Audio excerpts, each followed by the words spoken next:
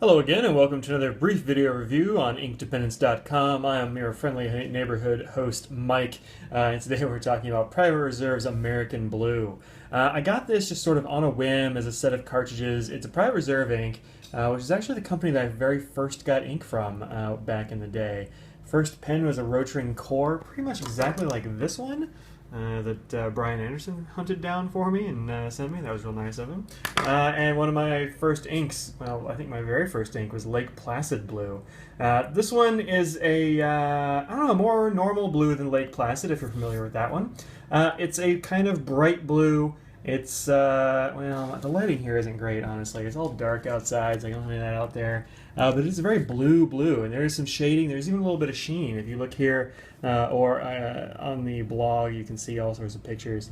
This has a little bit of sheen to it, if I can get the light on it just right. I tried it in several of these pens. You can see them there. The Core that I just showed you, a Quaco Sport with a medium nib and a Diplomat Optimist, which is... where is my Diplomat Optimist? Oh, here it is. Yeah, this critter right here, which has also been reviewed on the blog. If you want to see the Diplomat, go check that out. Alright, and the paper here is Environotes sugarcane paper. Comes in a little notebook like this. It just says Environotes down there. I haven't reviewed this yet, but let me tell you, if you're looking for paper that's going to be fountain pen friendly, always look for sugarcane paper. I suggest it's great stuff unless you're getting Rhodia or Clairefontaine or whatever. Scraggles. Psh. My dog is trying to play with my cat. That's not going well. Alright, so bleeding, feathering, and spreading. Not a whole lot of that. A little bit of that on the cheap office paper. I usually test that stuff out on a 20-pound Staples, well, a piece of 20-pound Staples copy paper.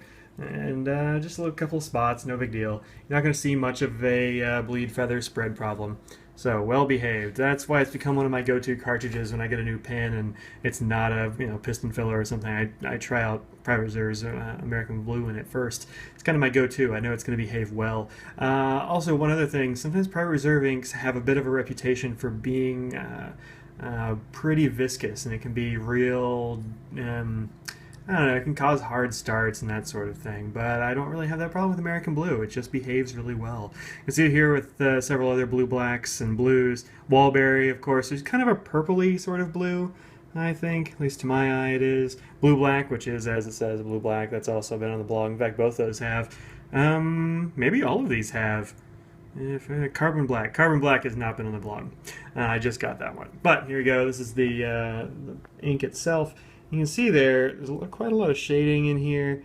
Ooh, I almost got that right on this swatch. I don't want you there, buddy. Alright, my needle here is what I was pointing with. And also you can see a bit of sheen right here around the interfaces between the shades areas. Alright, where it's particularly wet. You're not going to see a lot of sheen in everyday writing unless you're using a really broad or wet nib, so... Alright, let's see here. Yeah, not anything close to water resistant. As soon as that water hits the page, it starts beating up and pulling the ink off. So I don't have much hope of this being water resistant, but hey, not everybody cares about that at all. So let's see how this goes. Let me find a clean area on my wiping thing here. This is pretty clean. Alright. Yeah, not water resistant at all. Oh. Right out of the camera lens. Alright, there we go. So yeah, not water resistant at all, even just that short exposure. You can see the Pilot Blue Black was underneath it. This one, really water resistant. This one, not at all. The sugarcane paper, though, can take it. It's got a little bit of show through here after the after it got wet, but the sugarcane paper, darn good. You see a little bit of ghosting. That's what I call that, when you can sort of see it through the back of the page. It's definitely not bleed. You never see the actual color coming through. Alright.